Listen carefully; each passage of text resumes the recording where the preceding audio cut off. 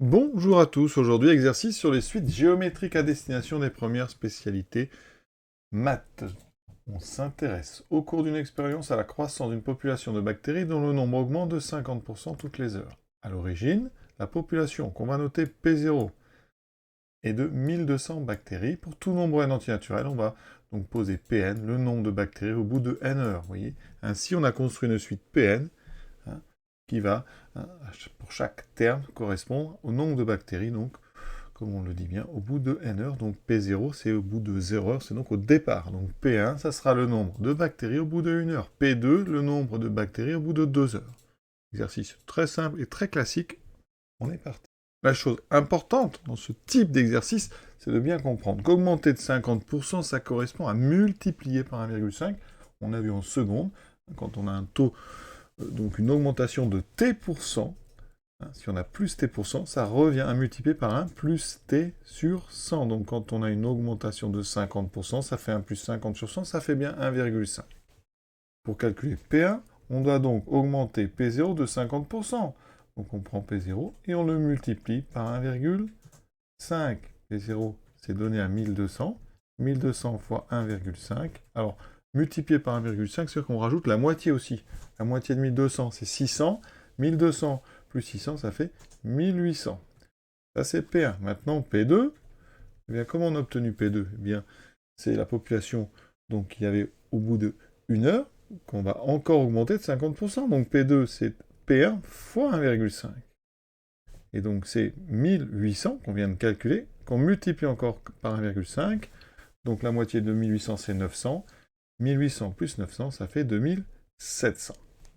La nature de la suite, est-ce que c'est une suite arithmétique? Est-ce que c'est une suite géométrique? Pour passer d'un terme de cette suite Pn au suivant, on multiplie, on vient de le dire, toujours par 1,5, parce qu'on augmente toujours de 50%. Donc ça veut dire que vous pouvez avoir une relation de récurrence. Si on prend le terme ici Pn plus 1, pour l'avoir, on prend Pn qu'on multiplie par 1,5. D'accord? Ça, on va plutôt écrire 1,5 multiplié par Pn. Et ça, c'est valable pour n, quel que soit. Donc je vais écrire ça ici pour tout n entier naturel. Donc pour tout n appartenant à grand n, on a ceci. Et on n'oublie pas que P0, c'est donné égal à 1200. Donc la suite, elle est définie par une relation de récurrence très simple. Pn plus 1 égale 1,5 fois Pn. Et cette relation, vraiment, j'insiste, elle est caractéristique des suites géométriques.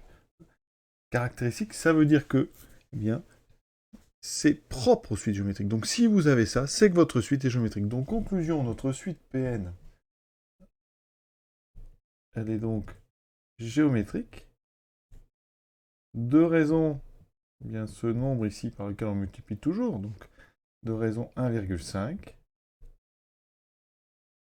et avec un premier terme, deux premiers termes, U0, pardon, P0, donc égal à 1200.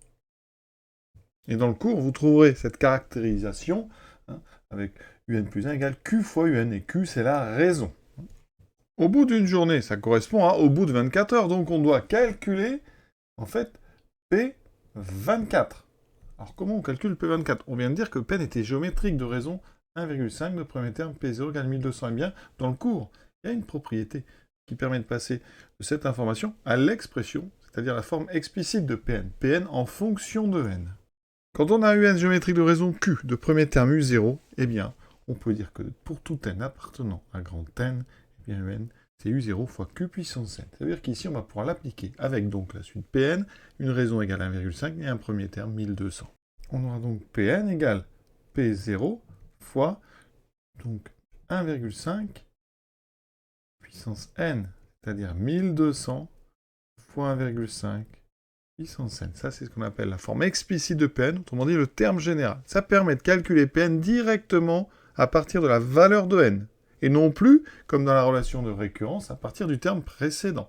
On veut P24, et bien on va pouvoir calculer directement P24 sans passer par P23, P22 et les autres. À la calculatrice, on trouve ce nombre-là, donc vous voyez que en mettant des séparateurs, on a donc 20 200 935 si on arrondit à l'unité. Donc 20 200 935. On a terminé ce petit exercice. À bientôt.